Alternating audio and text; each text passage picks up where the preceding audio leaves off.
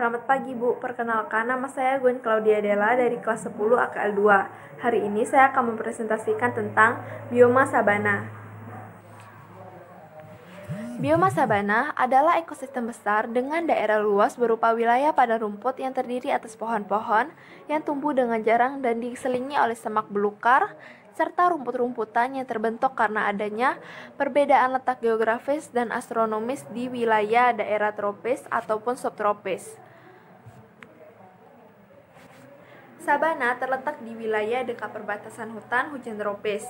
Bioma sabana merupakan salah satu sistem biotik terbesar di bumi yang menempati daerah luas di benua Afrika, Amerika Selatan, dan Australia.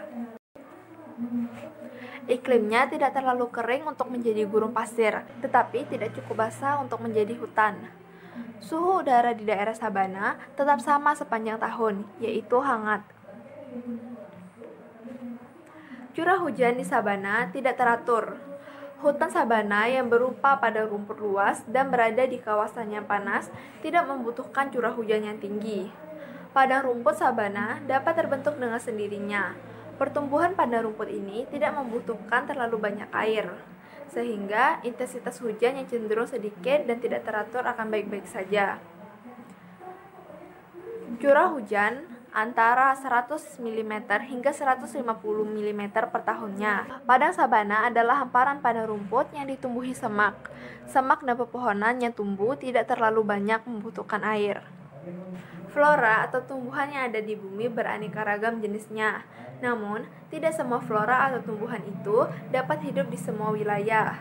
Begitu pula dengan flora atau tumbuhan di hutan sabana yang berbeda dengan hutan lainnya. Jenis pohon yang tumbuh di padang rumput sabana yaitu pohon akasia dan pohon palem. Meskipun begitu, pohon ini tidak tumbuh rapat, melainkan tumbuh menyebar secara jarang, berselang-selang, dan tidak beraturan. Sebagian besar wilayah sabana hanya ditumbuhi rerumputan. Hal tersebut disebabkan oleh curah hujan hutan sabana yang sedikit.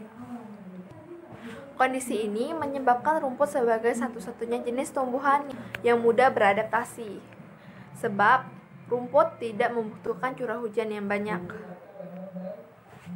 Fauna adalah binatang atau satwa yang menempati suatu wilayah seperti hutan atau habitat tertentu. Fauna yang mampu hidup di hutan sabana merupakan fauna yang memiliki ciri khas tertentu. Biasanya, fauna tersebut memiliki daya tahan untuk hidup di padang rumput yang kering. Contoh hewan yang mampu hidup di daerah kering yaitu badak, anjing liar, burung unta, macan tutul, singa, kuda nil, jerapah, rusa, gajah Afrika, buaya, zebra, unta, dan rubah. Manfaat bioma sabana bagi masyarakat. Masyarakat yang tinggal di daerah sabana umumnya memanfaatkan wilayah sabana sebagai yang pertama, lahan ladang pertanian. Ladang pertanian merupakan jenis usaha pertanian yang memanfaatkan lahan kering dan tidak membutuhkan banyak air. Biasanya, yang ditanam pada lahan ini adalah tanaman kacang-kacangan. Yang kedua, lahan peternakan. Dengan menggunakan wilayah bioma sabana, masyarakat dapat dengan bebas membiarkan ternak mereka mencari makan sendiri dan hanya dikandangkan sewaktu-waktu. Hewan yang diternak biasanya berupa sapi, kambing, kerbau, dan kelinci.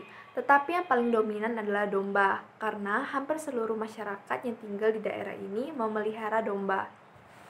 Sekian presentasi dari saya tentang bioma sabana. Terima kasih.